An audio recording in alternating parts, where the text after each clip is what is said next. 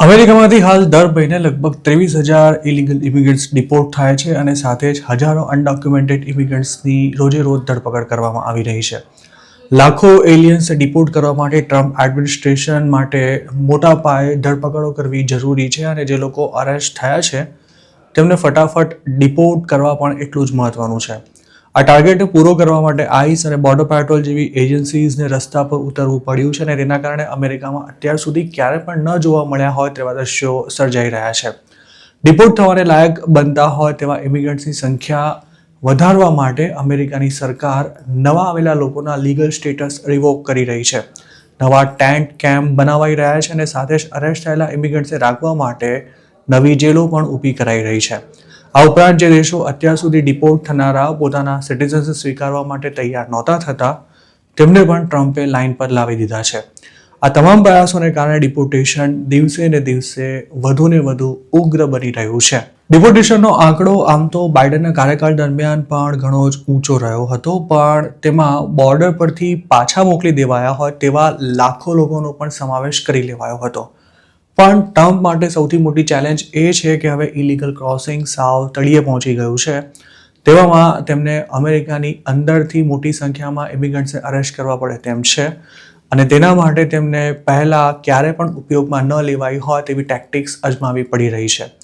અગાઉ જે illegal immigrants અમેરિકાની અંદરથી અરેસ્ટ થતા હતા તેમના પર જો ફ્લાઇટ રિસ્ક ન હોય તો તેમને ફટાફટ બોન્ડ મળી જતા હતા, પણ ટ્રમ્પે કોઈ એલિયનને ડિપોર્ટેશન સુધી જેલમાંથી ન છોડવાની સૂચના આપતા આઈસની જેલો હાલ ઉભરાઈ રહી છે અને મોટાભાગના લોકો ડિપોર્ટેશન સુધી જેલની બહાર આવતા જ નથી. ટ્રમ્પ એડમિનિસ્ટ્રેશન હાલ જે લોકોને સૌથી વધુ પ્રમાણમાં ટાર્ગેટ કરી રહ્યું છે તેવા મોટાભાગના લોકો બાઇડન સત્તા પર હતા તે દરમિયાન આવેલા છે અને તેમાં લાખો ઇમિગ્રન્ટ્સ બાઇડને બનાવેલા પ્રોગ્રામ હેઠળ હંગામી પ્રોટેક્શન સાથે અમેરિકા પહોંચ્યા હતા. જોકે ટ્રમ્પે આ પ્રોગ્રામ્સ રાતોરાત બંધ કરી ઇમિગ્રન્ટ્સને અપાયેલું પ્રોટેક્શન પણ પાછું ખેંચી લઈ તેમને ડિપોર્ટેશનની લાઇનમાં લાવીને મૂકી દીધા છે. ડિપોર્ટેશન ડેટા પ્રોજેક્ટના એક રિપોર્ટ અનુસાર અમેરિકાએ વેનેઝુએલાના લોકોને સૌથી વધુ સંખ્યામાં ડિપોર્ટ કર્યા છે. સાથે જ ક્યુબા, હાઇટી અને નિકારાગુઆના લાખો ઇમિગ્રન્ટ્સે અપાયેલા ટેમ્પરરી સ્ટેટસ પણ પાછા ખેંચી લેવાયા છે.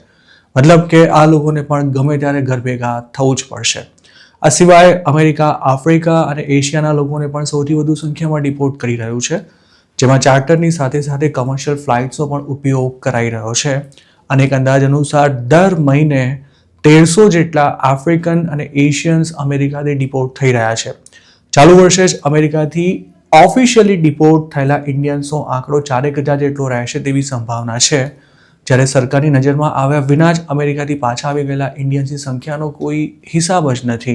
હવે જો આઈસ દ્વારા કયા રાજ્યોમાંથી સૌથી વધુ પ્રમાણમાં ધરપકડ કરાઈ રહી છે તેની વાત કરીએ તો હાલ અમેરિકામાં એવી સ્થિતિ છે કે ક્રિમિનલ ઇલીગલ એલિયન્સને જ ટાર્ગેટ કરવાને બદલે આઈસ તમામ ઇલીગલ એલિયન્સને શોધી રહી છે અને સૌથી વધુ ધરપકડ લોકલ પોલીસ દ્વારા નાના મોટા ક્રાઇમમાં પકડાયા હોય તેવા લોકોની કરાઈ રહી છે, જેમાં ફ્લોરિડા, જોર્જિયા અને ટેક્સાસ ટોપ પર આવે છે.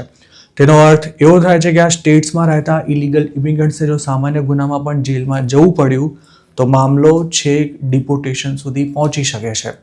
એક તરફ આઈસ રિપબ્લિકન સ્ટેટ્સની જેલોમાંથી સૌથી વધુ સંખ્યામાં ધરપકડ કરી રહી છે, તો બીજી તરફ કેલિફોર્નિયા, ઇલિનોય અને ન્યુયોર્ક જેવા ડેમોક્રેટિક સ્ટેટ્સમાં સૌથી વધુ ઇમિગ્રેશન રેડ્સ અને એન્ફોર્સમેન્ટ થઈ રહ્યા છે.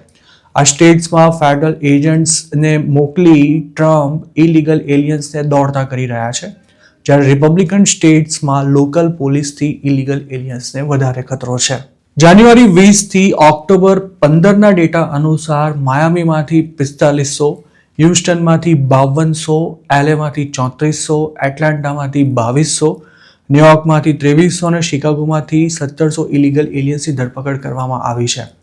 જે લોકો વર્ષોથી યુએસમાં રહે છે તેમને પણ હવે ઘર ભેગા કરાઈ રહ્યા છે અને આ કવાયતમાં 16 વર્ષ જેટલી ઉંમરે અમેરિકા આવેલા 3,000 એડલ્ટ્સ અને 4,000 બાળકોને યુએસ ડિપોર્ટ કરી ચૂક્યું છે.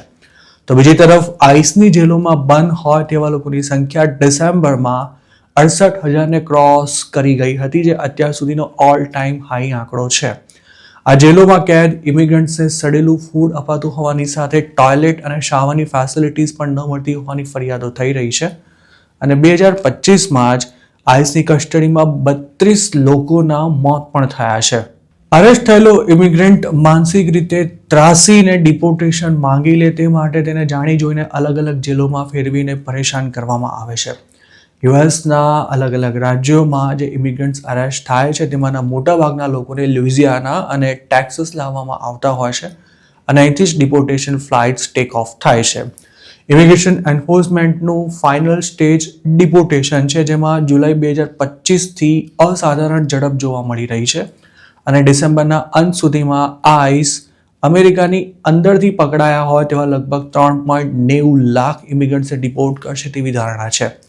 જો બોર્ડર પરથી જ પાછા મોકલી દેવાયા હોય તેમનો પણ સમાવેશ કરી લેવાય તો ડિપોર્ટેશનનો આ આંકડો ઘણો જ વધી શકે છે. મતલબ કે ટ્રમ્પનું ડિપોર્ટેશન મિકેનિઝમ દિવસે ને દિવસે વધુ ને વધુ ઉગ્ર તેમજ ફાસ્ટ બની રહ્યું છે.